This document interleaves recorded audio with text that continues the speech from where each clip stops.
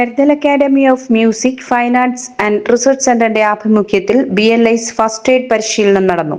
തന്റെ ചുറ്റുമുള്ളവർക്ക് ആപത്തുണ്ടായാൽ രക്ഷകരായി മാറുവാനുള്ള മനസ്സ് വാർത്തെടുക്കുന്നവയാകണം പരിശീലനങ്ങളെന്ന് റോഡ് സുരക്ഷാ പരിശീലകൻ ഷാനവാസ്. കുഴഞ്ഞു വീഴുന്നവരെയും ആഹാരം ശ്വാസനാളത്തിൽ കുടുങ്ങുന്നവരെയും വിവിധ അപകടങ്ങൾ പറ്റുന്നവരെയും സഹായിക്കുവാൻ Karuthal academy we care palliative and charitable ട്രസ്റ്റിന്റെ സഹായത്തോടെ നടത്തുന്ന BLS ഫസ്റ്റ് എയ്ഡ് പരിശീലനങ്ങൾ സഹായകരമാകുമെന്ന് അദ്ദേഹം പറഞ്ഞു. ഇതുപോലെ കഴിയുന്ന ഒരു നാടാണ്.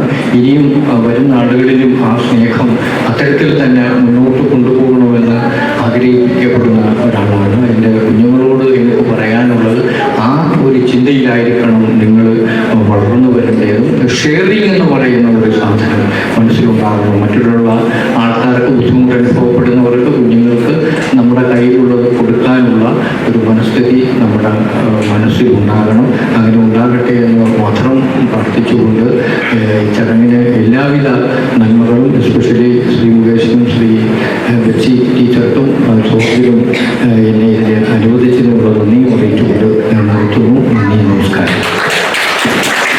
കരുതൽ അക്കാദമി പ്രിൻസിപ്പൽ ബെറ്റ്സി എഡിസൺ അധ്യക്ഷത വഹിച്ച യോഗത്തിൽ മാനേജർ ജോർജ് സേവ്യർ വലിയവേട്, യുണൈറ്റഡ് നഴ്സസ് അസോസിയേഷൻ സംസ്ഥാന വൈസ് പ്രസിഡന്റ് മുകേഷ് എന്നിവർ സംസാരിച്ചു. തുടർന്ന് വി കെയർ പാലിയേറ്റീവ് നടത്തിയ പരിശീലനത്തിന് മുകേഷ് നേതൃത്വം നൽകി.